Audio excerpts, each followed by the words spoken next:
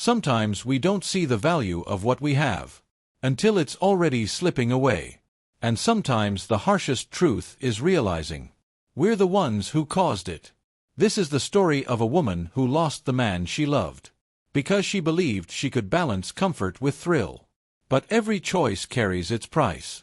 I met Marcus in college. He was one of those steady types, the guy who always showed up, who carried heavy boxes without being asked, who remembered little details other people forgot. He wasn't dramatic or flashy, but he was solid. Over time, I found myself drawn to that. We started dating senior year, and it felt easy, like slipping into a warm blanket. Marcus made me feel safe. I didn't need to pretend, didn't need masks or perfection. He supported me through my thesis, and I stood by him when his father had surgery. We were a team in every way that mattered. But here's the part one hates to admit. As much as I loved Marcus, I wanted more. I was 23, restless, hungry for adventure. Marcus' predictability was sweet, but sometimes dull. I despised myself for thinking that, but the thought stayed, lingering like a shadow. When I landed my first job at a marketing firm, temptation walked right into my world. His name was Adrian. He was magnetic, quick-witted, loud. The kind of man who made a room notice him. He was everything Marcus wasn't. Spontaneous, unpredictable, intoxicating. At first, it was harmless. Late nights at work, takeout containers, shared playlists. But one evening, when the office was quiet, he leaned over and kissed me. I should have stopped him. I should have said, "I have someone I love." But I didn't. I kissed him back. That kiss turned into secret meetings, hidden texts, stolen moments I erased before Marcus ever saw them.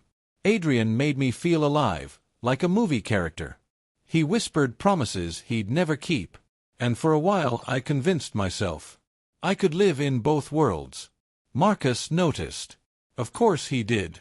He asked why I came home so late, why my phone was always face down.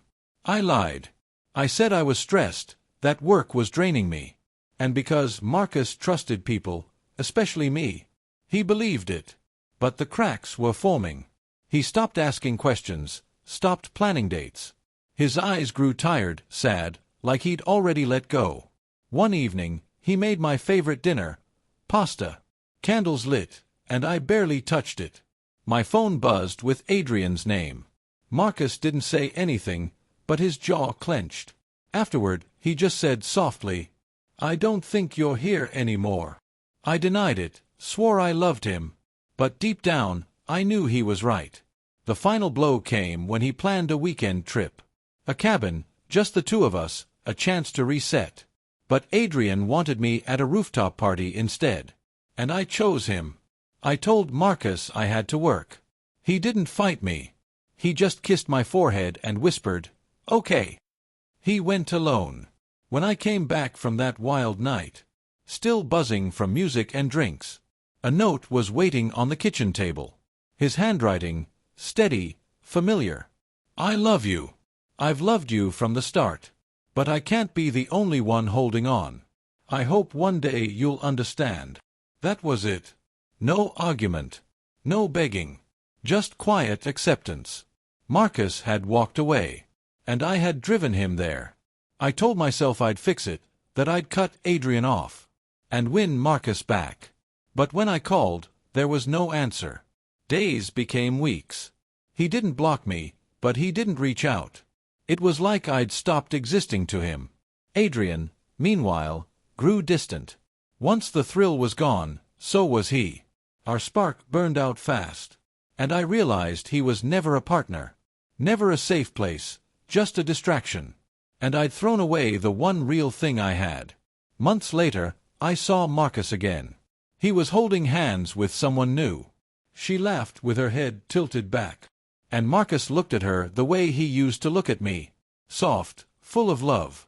I wanted to scream, to beg, to tell him I'd made the worst mistake of my life. But I couldn't, because I knew the truth. I had already lost him. And the cruelest part, he wasn't bitter. He was happy. Letting me go had set him free. I stood there watching him walk away. With someone who deserved him. Realizing I hadn't just lost him. I'd pushed him out with my own selfish hands. Sometimes we chase excitement thinking it will make us whole. But what we're really doing is running from the very stability that could have saved us. This story is a reminder. Not every loss is fate. Some are choices. And once made, they can't be undone.